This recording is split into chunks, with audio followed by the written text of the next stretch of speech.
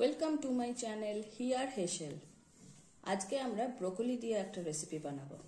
আপনারা সবাই বাড়িতে বিভিন্ন রকমভাবে ব্রোকলি দিয়ে রেসিপি বানান, তো আজকে আমি কিভাবে বানাচ্ছি সেটাই দেখাই। প্রথমে ব্রোকলিগুলোকে এরকম করে কেটে নিয়েছি। কেটে একটু নুন আর হলুদ দিয়ে একটু জলের মধ্যে আমরা ব্রোকলিটাকে একটু ভাপিয়ে নিয়েছি। তার সাথে আমি কিছুটা সবজি দেব। কি সবজি দেব? একটু গাজর কেটেছি, বিনস কেটেছি, ছোট ছোট করে এরকম আলু কেটেছি, একটু টমেটো, একটু ক্যাপসিকাম, আর রয়েছে একটু মটরশুঁটি, আর পেঁয়াজ কুচি করে দিয়েছি, কাঁচা লঙ্কা রেখেছি। পেঁয়াজটা আপনারা চাইলে দিতে পারেন, যদি নিরামিষ করতে চান পেঁয়াজ দেবেন না, খেতে এমন কিছু খারাপ হবে না, সেটাও খুবই ভালো খেতে হবে। আর আমি দেব কিছুটা পনির। পনিরটাকে আমি একটু হালকা করে এরকম করে ভেজে রেখেছি।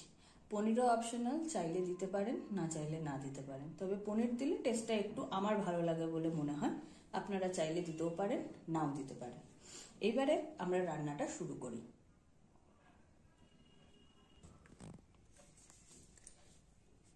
কড়াইতে তেলটা গরম করে নিয়েছি। যেই তেলটাতে আমরা ভেজেছিলাম পনিরগুলো সেই তেলটাতেই করব।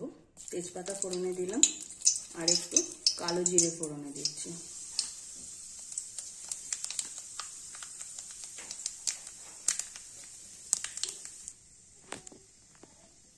এবারে আমরা একে একে যে সবজিগুলো কেটে রেখেছিলাম সেইগুলোকে দিয়ে দিচ্ছি। একবারেই সবগুলো দিয়ে দেবো,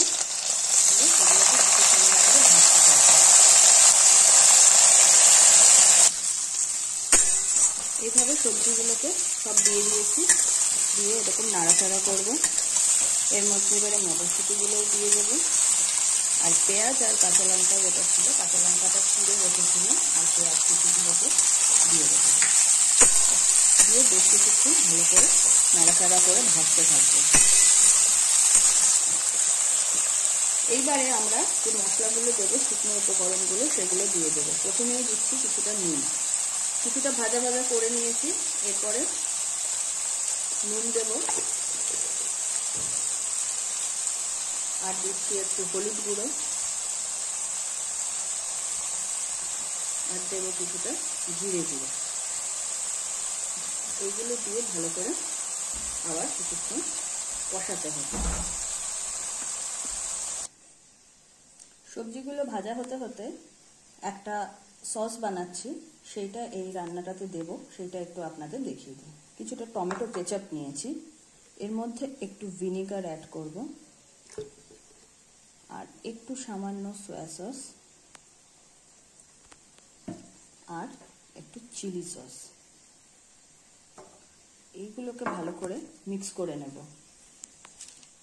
আর দেব একটু চিনি। দিয়ে এই যে উপকরণগুলো দিলাম সেগুলোকে একটু ভালো করে মিক্স করে নেব। এই সস দেওয়াটা একদমই অপশনাল, এটা দিলে একটু টেস্টি হবে, না দিলেও খেতে খারাপ লাগবে না, কিন্তু এটা দিলে বেশি চটপটা টেস্টি হবে। সবজিগুলো মোটামুটি ভাজা ভাজা হয়ে গেছে, কষানো হয়ে গেছে মশলাগুলোর সাথে। এবারে এখানে আমরা ব্রোকলিগুলো যেগুলোকে সেদ্ধ করে রেখেছিলাম সেই ব্রোকলিগুলোকে অ্যাড করে ব্রোকলি দিয়ে ভালো করে মিশিয়ে নেব। ব্রোকলি দিয়ে সবজিগুলোকে বেশ কিছুক্ষণ ভাজা ভাজা করবার পর এবারে যে সসটা বানিয়ে রেখেছিলাম সেই সসটা মিশিয়ে দেব। সসটা দেওয়ার পর আবার কিছুক্ষণ ভালো করে একটু নাড়াচাড়া করে নেব, যাতে সবজিগুলো আর সসগুলো একেবারে ভালো করে মিশে যায়। তারপরে একটু জল সামান্য গরম করে নিয়ে সেটাকে এর সাথে মিশিয়ে নেব। তাতে বাকি যে সবজিগুলো রয়েছে, ব্রোকলিগুলো তো সেদ্ধ করাই ছিল, মোটামুটি ভাপিয়ে নেওয়াই ছিল, বাকি যে সবজিগুলো রয়েছে সেগুলো যেটুকুনি সেদ্ধ হওয়া বাকি আছে সেই জলে সেদ্ধ হয়ে যাবে। এটা একদমই গায়ে মাখা মাখা একটা তরকারি হবে, তাতে ঝোল রাখার কোনো প্রশ্ন নেই। অতএব জলটা সেইভাবে বুঝেই দিতে হবে যে এই সবজিগুলো সেদ্ধ হয়ে গিয়ে যাতে জলটা পুরোটা টেনে নেয়।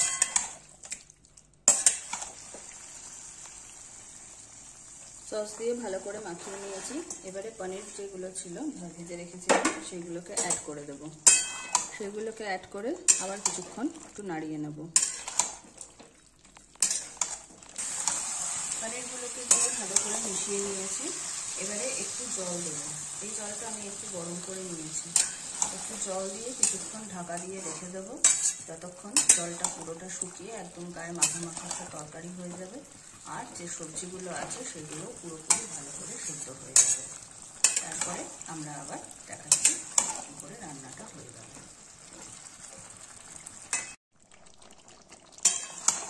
জল একেবারে পুরো টেনে নিয়েছে, একদম গায়ে মাখা মাখা শুকনো হয়ে গেছে। এবারে এটাকে ঢেকে কিছুক্ষণ স্ট্যান্ডিং টাইমে রাখলে দেখবেন যেইটুকুনি হালকা ভিজে ভিজে ভাব আছে সেটাও একদম পুরো টেনে নিয়ে শুকনো হয়ে যাবে। আর এদিকে বাকি সবজিগুলোও খুব ভালো সেদ্ধ হয়ে গেছে।